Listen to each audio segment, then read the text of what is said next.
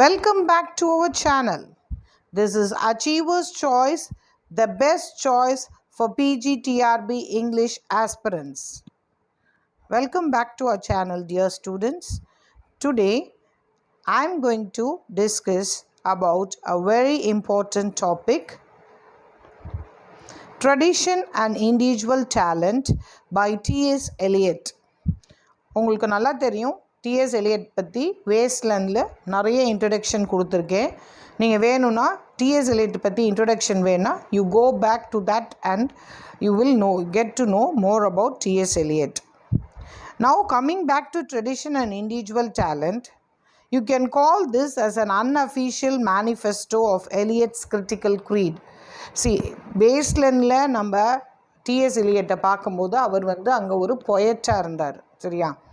இப்போது first time DS Eliot ஒரு criticism எழுதியிருக்காரு அப்படின்னா, this is the first essay, tradition and individual talent. So என்னங்க ட்ரெடிஷன்னா என்ன? பாரம்பரியம். இண்டிவிஜுவல் டேலண்ட்னா என்ன? தனிப்பட்ட நம்மளுடைய சாதனைகள் அல்லது நமக்கு இருக்கக்கூடிய தனித்திறமைகள். இந்த ட்ரெடிஷனும் இண்டிவிஜுவல் டேலண்ட்டும், பாரம்பரியமும் நம்மளுடைய தனிப்பட்ட திறமைகளும் ஒன்று சேரும் பொழுது என்ன ஆகும்? You can produce, you can create a work of art. இதுதான் டிஎஸ் எலியட்டோட மேனிஃபெஸ்டோ. ட்ரெடிஷன் இல்லாமல், அதாவது பாரம்பரியம் இல்லாமல் நீங்கள் எதையாவது க்ரியேட் பண்ணணுன்னு நினச்சிங்கன்னா அது சரியாக வராது. At the same time individual talent மட்டும் நான் நம்பி போகிறேன் அப்படின்னாலும் அதுவும் it will not yield you the desired result. So the result of any work of art will be appreciated only if tradition and individual talent go simultaneously. ஒரே பிளாட்ஃபார்மில் போகணும், சரியா? ஒரே பிளாட்ஃபார்மில் நம்மளுடைய தனிப்பட்ட ஒரு ரைட்டரோட தனிப்பட்ட திறமைகளும் அவருக்கு இருக்கக்கூடிய பாரம்பரியங்களும் ஆன் பார் ஒன்றோட ஒன்று இருக்கணும். அதாவது இவர் ஒரு பாரம்பரியத்துலேருந்து இவர் எடுத்திருக்காருன்றது தெரியணுமே ஒழிய அதுக்காக என்ன பண்ணக்கூடாது? இமிட்டேட் பண்ணக்கூடாது. Not மியர் imitation, right? We will go into the essay, the introduction with some important snippets like tradition and individual talent. This essay was published in the Egoist chapter 6 4th September to October editionல. அப்புறம் volume 5லையும் பண்ணியிருக்காங்க.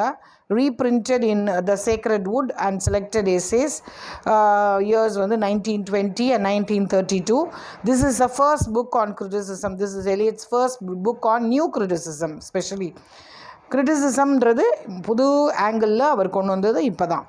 இந்த preface to for லான்சிலாட் ஆண்ட்ரூஸ்ன்றதில் அவர் என்ன declare பண்ணியிருக்காரு தன்னையை பற்றி அப்படின்னா, an Anglo-Catholic in religion, a classist in literature and a royalist in politics. நல்லா பாருங்கள், தான் யாருன்றதை ரொம்ப அழகாக தெளிவாக யார் கொண்டு வந்திருக்கா அப்படின்னா எலியட் தான்.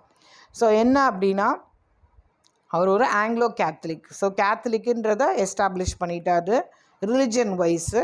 கிளாஸிஸ்ட்ன்றது லிட்ரேச்சரை பார்க்கும்பொழுது சொல்கிறாரு. Royalist in politics. So peoples இதா இல்லை ராயலிஸ்டான்றதை தெளிவாக சொல்லிட்டார். Nobody can put forth his identity more than this. இப்போ நான் யார் அப்படின்னு கேட்டால் எனக்கே தெரியாது, ஏன்னா எனக்கு டிஃப்ரெண்ட் டைமென்ஷன்ஸ் இருக்குது. நான் as a person I will have a religion to follow. As a teacher I will have some codes and ethics to follow. As a mother I will have some codes and ethics to follow. So ஒவ்வொன்றிலையும் இதான் என்னுடைய நிலைப்பாடு அப்படின்றத ரொம்ப அழகாக தெளிவாக சொல்லிட்டார். அடுத்தது, he acted as a poet critic comparable to Sir Philip Sidney and Samuel Taylor Coleridge. இவர் யாரோட கம்பேர் பண்ணுறாங்கன்னா, கிளாசிஸ்ட் ஃபிலிப் சிட்னியோடையும் சாமுவல் டெய்லர் கால்ரிட்ஜோடையும் கம்பேர் பண்ணுற அளவுக்கு ரொம்ப அருமையாக ப்ரொடியூஸ் பண்ணுறார். அடுத்தது பார்த்திங்கன்னா, the essay is divided into 3 parts. Part 1, the concept of tradition. ட்ரெடிஷன்னா என்ன? பாரம்பரியம்னா என்ன? அது இங்கே ட்ரெடிஷன் அவர் மீன் பண்ணுறது என்னென்னா, the relation between the poet and the poet's past. சரியா? நமக்கும் அந்த பொயட்டுக்கும் அந்த பொயட்டுடைய பாஸ்ட்டுக்கும் ஹிஸ்ட்ரிக்கும் என்ன சம்மந்தோன்ற பார்க்குறது தான் ட்ரெடிஷன். பார்ட் 2ல் the theory of impersonal poetry அப்படின்னா relation of the poet and the poem. போயட்டுக்கும் போயம்க்கு என்ன ரிலேஷன்ஷிப்? இப்போ I can give you umpteen number of examples where the poet's personality completely evolves in the poem. அது மாதிரி இருக்கக்கூடாது.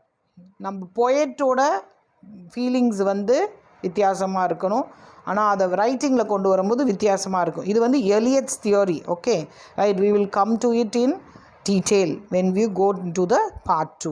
Part 3 it's just a conclusion and summing up. So actually பார்க்க போனால் concept of tradition and the theory of impersonal poetry இது ரெண்டு தான் முக்கியமானது. சரிங்களா? So now we will go to the first part. Eliot presents his conception of tradition and the definition of the poet. Okay, so definition of the poet. Poetry in relation to it. Poetக்கும் poetryக்கும் உள்ள relationship என்ன அப்படின்னா, in English writing we seldom speak of tradition. இங்கிலீஷ்க்கு வந்து ஒரு aversion இருக்குது, tradition. பாரம்பரியம்னாவே நமக்கெலாம் அந்த English ரைட்டிங்கில் பொறுத்த வரைக்கும் ஒரு அவர்ஷன் இருந்தது. ஸோ எல்லாமே நியூவாக பண்ணணும், எதுவுமே பழசு இருந்துடக்கூடாது அப்படின்ற ஒரு அவர்ஷன். பட் அப்படி கிடையாது. Traditions will have a say on of us அப்படின்றது தான் எலியட் சொல்கிறார். though we occasionally apply its name in deploring its absence. See, only when the tradition is missing, when it is absent, we will say tradition இதில் இல்லை அப்படின்ட்டு. But அதை தவிர நம்ம ட்ரெடிஷன்ற வேர்டை பயன்படுத்துறது இல்லை அப்படின்னு சொல்கிறார். Eliot feels that though the English tradition generally upholds the belief that it ought to progress through change. So English tradition என்ன சொல்லுது ஜென்ரலாக அப்படின்னா, சேஞ்ச் எப்போ வந்து ஒரு ரைட்டிங் ஒரு லாங்குவேஜ் வளரும்னா மாற்றம் இருக்கணும்னு. ஆனால் அதுக்காக அப்படியே we cannot create in vacuum இல்லை. சரியா? சேஞ்ச் இருக்கணும், ஆனால் அந்த சேஞ்ச் எதை தழுவி இருக்கணும்னா பாரம்பரியத்தை தழுவி இருக்கணும் அப்படின்றார். A separation from change will not suffice. சும்மா நம்ம மாற்றத்தை மட்டும் கொண்டு வந்தால் அது சரியான நல்ல ஆர்ட்டாக இருக்காது. But on the other hand a piece of art is recognized only when it conforms to tradition. எவ்வளோ அழகாக சொல்கிறாரு பாருங்கள். எந்த பீஸ் ஆஃப் ஆர்ட், ஒரு போயம், ஒரு நாவல் எது எடுத்தாலும் அதில் கண்டிப்பாக an element of past should be there அப்படின்னு சொல்கிறார். It should confirm to tradition. சும்மா நம்மளா வந்து தேவையில்லாததுலாம் எழுதிடக்கூடாது அப்படின்றது தான் இதோட concept. Eliot as a classist feels that the true incorporation of tradition into literature was unrecognized and that the word tradition seldom appears except in a phrase of censure. So அவர் ஒரு classicist இருக்கிறதுனால, so ரைட்டிங்கில் பொறுத்த வரைக்கும் அவர் ஆரம்பத்திலே சொல்லிட்டார், நான் ஒரு கிளாசிஸ்ட்னு. கிளாசிஸ்ட்னா they give importance to tradition. அவர் என்ன சொல்கிறாருன்னா, ட்ரெடிஷன்ற வேர்டே இப்போ என்ன ஆகிட்டுன்னா சென்சியர்னா that which is to be கண்டெம்டுன்னு அர்த்தம். நான் அப்படிப்பட்ட ஒரு வார்த்தைகளை தான் வந்து அடிக்கடி வந்து ட்ரெடிஷன்ற வேர்டு வருது. பட் அப்படி இருக்கக்கூடாது அப்படின்னு சொல்கிறார். For Eliot, the term tradition is imbued in a special and complex character. Eliot feels that there should be a fusion of the past with the present. See, it is a natural thing. இப்போ ஒரு குழந்தை இருக்குது அப்படின்னா அந்த குழந்தை வாயிலேருந்து சில வார்த்தைகள் வரும்பொழுது கண்டிப்பாக நீங்கள் புரிஞ்சுக்குவீங்க அது எங்கேருந்து வந்ததுன்னு. நிறைய பேர் பேசுகிறத வச்சு அவங்க எந்த ஊர், அவங்களோட பிஹேவியர் வச்சு அவங்க என்ன மாதிரி இருப்பாங்க, என்ன மாதிரி ஃபேமிலியில் பிறந்திருப்பாங்கன்னெலாம் சொல்லியிருப்பாங்க. ஏன்னா அதெல்லாம் கல்ச்சர் ஓரியன்ட், ட்ரெடிஷன் ஓரியன்ட், பாரம்பரியமானது. இப்போ நிறைய சினிமா பார்த்துருக்கீங்கல்ல, ஸோ அதிலெல்லாம் பார்த்திங்கன்னா they give importance to tradition because without tradition we cannot live. So அதே தான் எலியட் ஃபீல் பண்ணுறாரு. As a classicist what he feels is tradition should fuse, அப்படியே அமால்கமேட் ஆகணும் ப்ரெசண்ட்டோட. அதுக்காக மியர் ரெப்பிட்டேஷன் பண்ண சொல்ல அவர். இட் ஷுட் அமால்கமேட், அப்படியே அது புதுசாக ஒன்று க்ரியேட் பண்ணணுன்றார். But with a sense of past அப்படின்றார். poet must embody the whole of literature of Europe from Homer. See, இப்போ எந்த ஒர்க் ஆஃப் ஆர்ட் எடுத்தாலும் சோர்ஸ்ன்னு ஒன்று போடுவோம். இப்போ ஷேக்ஸ்பியரோட பிளேஸ்லாம் பார்த்திங்கன்னா எல்லாத்துக்குமே சோர்ஸ் இருக்குது. டான்டேயோட ஹாலின்ஷெட்ஸோட க்ரானிக்கல்ஸு அப்படின்னு சொல்லி ஒவ்வொன்றுக்கும் ஒரு சோர்ஸ் இருக்கும். ஸோ ஒரு எழுத்தாளருக்கு யூரோப்பில் இருக்க இங்கிலீஷ் ரைட்டருக்கு அவர் சொல்கிறாரு ஹோமர்லேருந்து தெரியணுன்றாரு. சும்மா வந்து நான் திடீர்னு எழுத்தாளராக இப்போ நான் இருக்கேன்னு வச்சுக்கோங்களேன், எனக்கு யாரை பற்றியுமே தெரியாது, இதுக்கு முன்னாடி எழுதினவங்களை பற்றி எனக்கு எதுவுமே தெரியாது, நான் ஒரு கதை புக் எழுதுகிறேன்னா that is not at all possible. நான் ஒரு பொயட்ரி எழுதுகிறேன்னா that is not possible. I have to know about all the writers. இப்போ ஒரு டைரக்டர் ஆகும்போது பாருங்களேன், ஒரு சினிமா டைரக்டரு நிறைய படம் பார்த்துருப்பார். நிறைய படம் பார்த்துட்டு அப்புறம் தான் அவர் ஒரு படத்தை டைரக்ட் பண்ணுவார். அசிஸ்டன்ட் டைரக்டராக இருந்து எவ்வளோ தான் அவங்க அப்பாவே டைரக்டராக இருந்தால் கூட டக்குன்னு போய் ஒரு படத்தை இவர் டைரக்ட் பண்ணிட மாட்டார். ஸோ நிறைய படங்கள் அவர் இது மாதிரி அனுபவித்து அந்த எக்ஸ்பீரியன்ஸ் ஆல்வேஸ் ஸ்பீக்ஸ். ஸோ ஒரு ரைட்டர் யூரோப்பில் பொறுத்த வரைக்கும் ஹோமர்லேருந்து அவருக்கு எல்லாரையும் தெரிஞ்சிருக்கணும் அப்படின்றார். while simultaneously expressing his contemporary environment. Environment மட்டும்தான் சேஞ்ச் ஆகிருக்கு, சரியா? ஆனால் அந்த பாஸ்ட் எங்கேருந்து வருது? நம்மளுடைய பாரம்பரியம் முன்னோர்கள்ட்டேருந்து வருது. சரி, இப்போ கான்டெக்ஸ்ட் மாறி இருக்கலாம், சரியா? ஆனால் அதுக்காக பாஸ்ட்டை மாறாது அப்படின்றார். Eliot challenges the common perception that a poet's greatness and individuality lie in his departure from his predecessors. நிறைய பேர் என்ன சொல்கிறாங்க, ஒரு பொயட் கிரேட்டாக இருக்கணும்னா அவர் முன்னோர்களை காப்பியே பண்ணக்கூடாது அப்படின்னு நினைக்கிறாங்க. அதில் அதை சேலஞ்ச் பண்ணுறாரு. என்ன சேலஞ்ச் பண்ணுறாரு? அப்படி யாருமே எழுத முடியாதுன்றார். அப்படியே செப்பரேட்டாக வேக்வமில் எழுத முடியாது அப்படின்றார். He agrees that the most individual parts of the poet work may be those in which the dead poets, his ancestors, assert their immortality most vigorously. So அவர் என்ன சொல்கிறாரு அப்படின்னா, எந்த ஒரு பொயட் இருந்தாலும் எப்போ அவரோட ஒர்க்கை கிரேட் ஒர்க்குன்னு நம்ம சொல்கிறோமோ அப்போது அந்த ஒர்க்கை எடுத்து பார்த்திங்கன்னா அந்த டச் ஸ்டோன் மெத்தட்லாம் பின்னாடி சொல்லுவார் பாருங்கள். கண்டிப்பாக முன்னாடியே இவரோட முன்னோர்கள், இவருக்கு முன்னாடி இருந்த எழுத்தாளர்கள் கண்டிப்பாக என்ன பண்ணியிருப்பாங்க, இந்த பர்டிகுலர் ஒர்க் ஆஃப் ஆர்ட்டுக்கு ஏற்கனவே பெரிய அப்ளாஸ் வாங்கியிருப்பாங்க. ஸோ அதனால் இவர் நினச்சிக்கக்கூடாது நம்மளா எழுதியிருக்கோம். ஈவன் அந்த சைக்காலஜியில் ஏற்கனவே ஒரு இதில் சொல்லியிருக்கேன், நம்ம சைக்கலாஜிக்கலாக we are so much attach to the past. நம்ம அப்பா அம்மா விட்டு சென்ற பாரம்பரியங்கள், நம்ம தாத்தா பாட்டி விட்டு சென்ற பாரம்பரியம் எதையுமே நம்மளால் மறக்க முடியாது, அவ்வளோ ஈஸியாக கடந்தும் வந்துட முடியாது, சரியா? அதை தான் எலியட் சொல்கிறார். Because he is basically a classist, சரியா? இப்போ கானா பாட்டில் கூட பாருங்களேன், இப்போ இந்த என்ஜாமின்னு ஒரு பாட்டு வந்துச்சு பாருங்கள், அதுலேயும் பாருங்கள் எல்லாமே ட்ரெடிஷன் தான். அது கானா பாட்டாக இருக்கலாம், ஆனால் அதில் வர வரிகள்லாம் பார்த்தா எல்லாமே எப்படி இருக்கும், பழைய காலத்து நம்மளுடைய பாரம்பரியங்களை தழுவி எழுதின கதைகள், பாட்டுக்கள், அர்த்தங்களாக தான் இருக்கும், சரிங்களா? Novelty is possible only through dropping in to tradition. நம்ம ட்ரெடிஷனுக்குள்ளே போய் அதில் எப்படி வித்தியாசமாக திங்க் பண்ணலாம் அப்படின்னு தான் பார்க்கணும். அப்போ தான் நாவல்ட்டினா புதுமைகள். As such the act of artistic creation does not take place in vacuum. வேக்வமில் நம்ம எதுவுமே க்ரியேட் பண்ண முடியாது. Creativity comes only when it has a base. Right. In Eliot's own words, what happens when a new work of art is created is something that happens simultaneously to all the works of art that preceded it.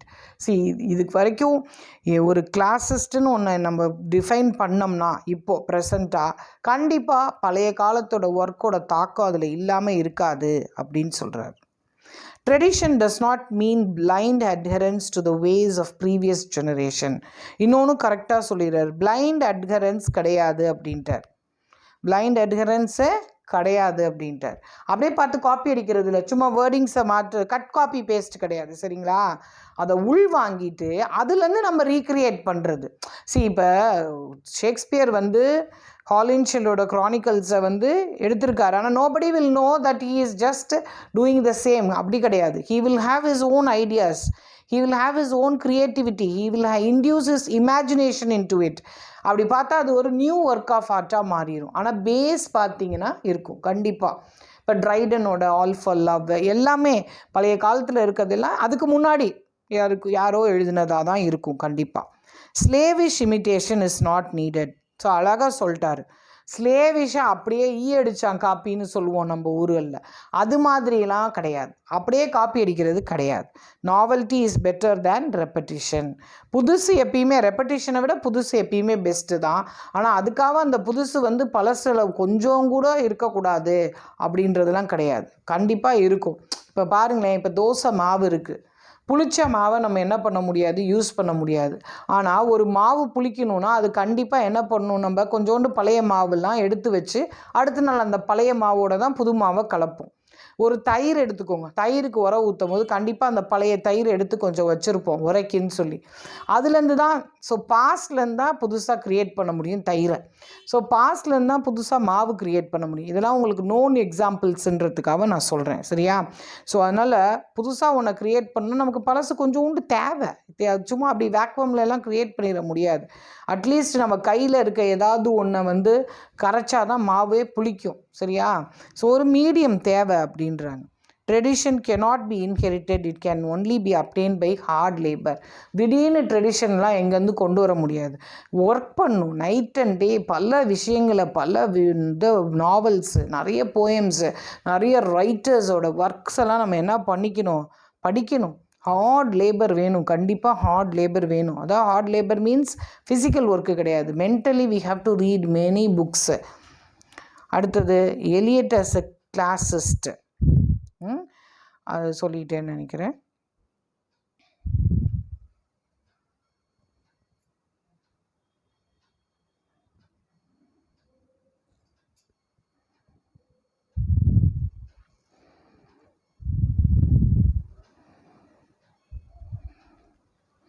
அடுத்தது இப்போ part 1 முடிஞ்சிருச்சுங்க. இப்போ part 2 பார்த்திங்கன்னா impersonal theory of poetry, இதுதான் part 2. இதில் பார்த்திங்கன்னா about the relation of poems with other poems, போயம்ஸுக்கும் other போயம்ஸுக்கும், அதாவது நம்ம எழுதின போயமுக்கும் அடுத்தவங்க எழுதின போயத்துக்கும் என்ன வித்தியாசம்.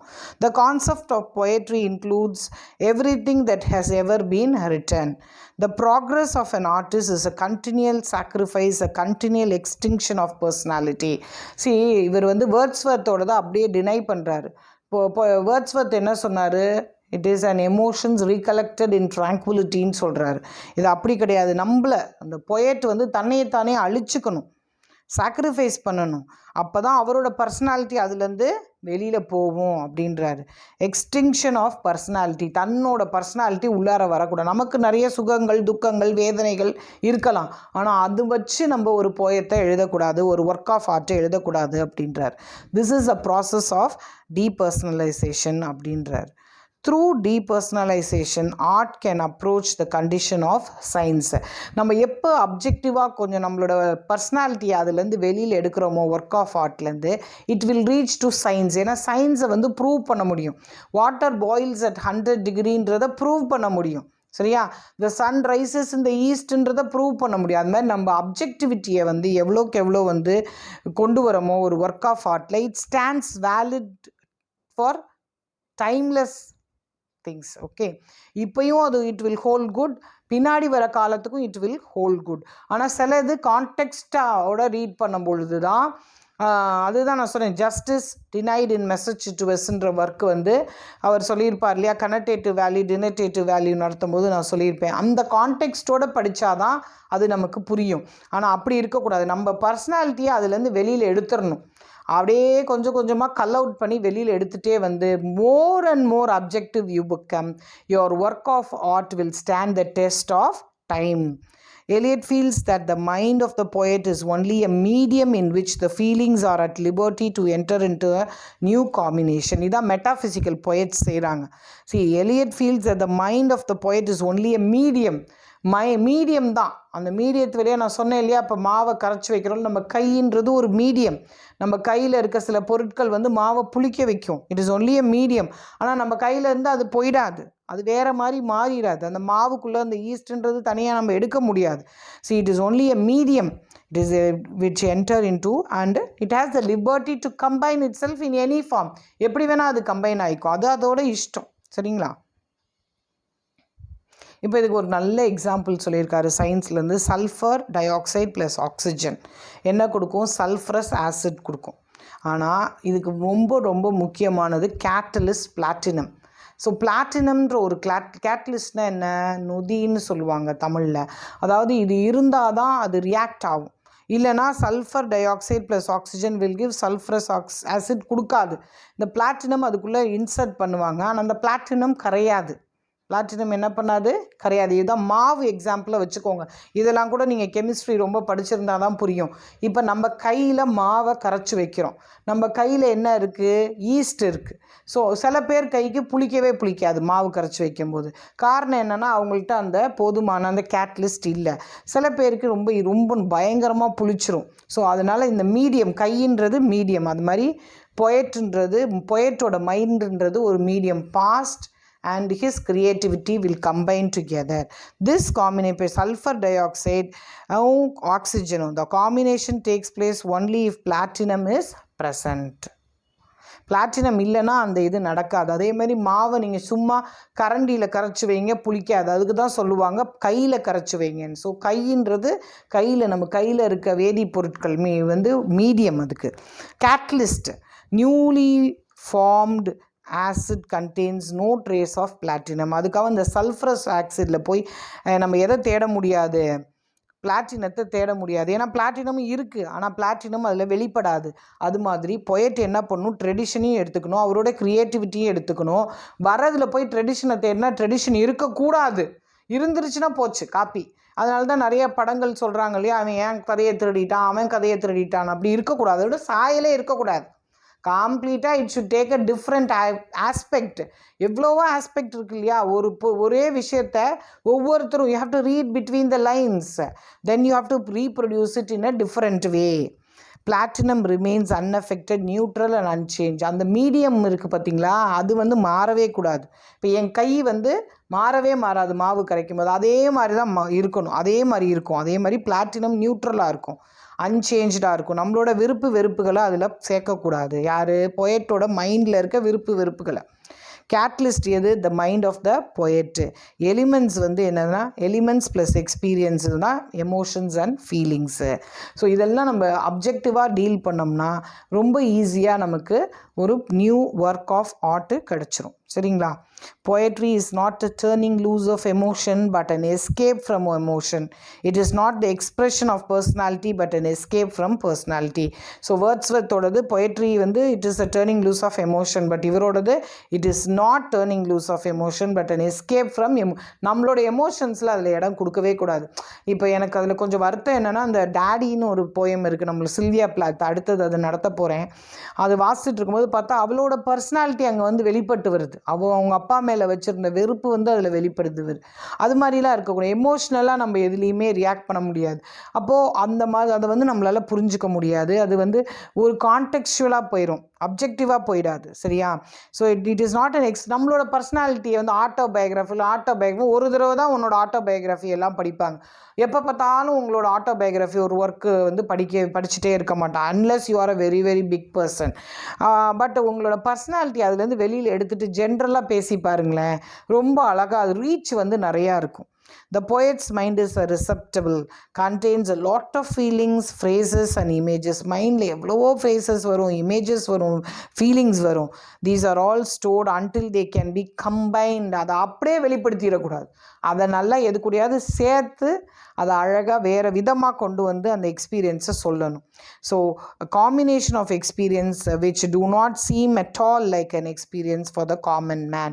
நம்ம அதை பார்த்தா அது அப்படி தெரியாது. இந்த ஒரு கமல் நடித்த ஒரு படத்தை பார்த்திங்கன்னா தெரியும். ஒரு ஒர்க்கு ட்ராயிங் வரைஞ்சிருப்பாங்க, அதில் அவன் எதோ சொல்லுவான். அதே மாதிரி இந்த கார்த்தி ஒரு படத்தில் நடிச்சிருப்பாங்க. இந்த ஒரு ட்ராயிங் வரைஞ்சிட்டு இந்த ட்ராயிங்லேருந்து என்ன தெரிஞ்சுக்கிற அப்படின்னா அவன் என்னென்னமோ சொல்லுவான். ஆனால் ஆக்சுவலாக அதில் பார்த்திங்கன்னா காமன் மேனுக்கு அது ஒன்றுமே புரியாது. கார்த்திக்கே புரியாது.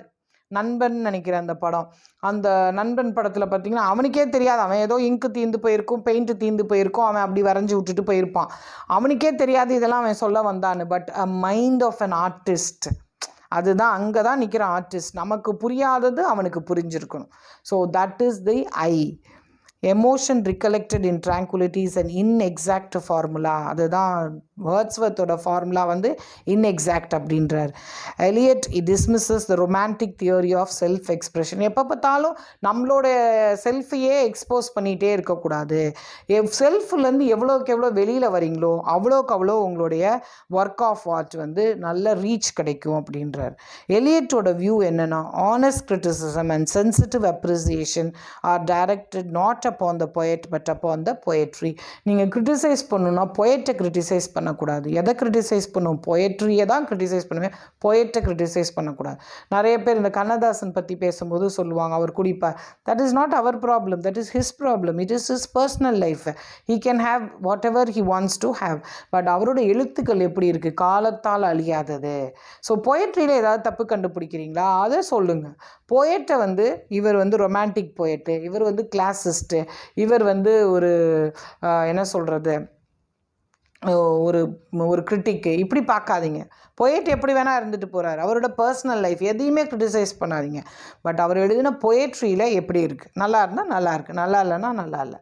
So it is the impersonal. The more impersonal you become, the more and more objective your work of art will become, and more people will start liking and will start reading your work of art. So English பீப்புளுக்கு இவர் விடுற அறைகூவல் என்ன அப்படின்னா, tradition should be there, at the same time individual talent should also be there. These two combinations will only give a good work of art, otherwise it will be a failure. Okay, this is Tradition and Individual Talent by T.S. Eliot. Thank you, dear students. Keep preparing. Exams are fast approaching. Thank you all.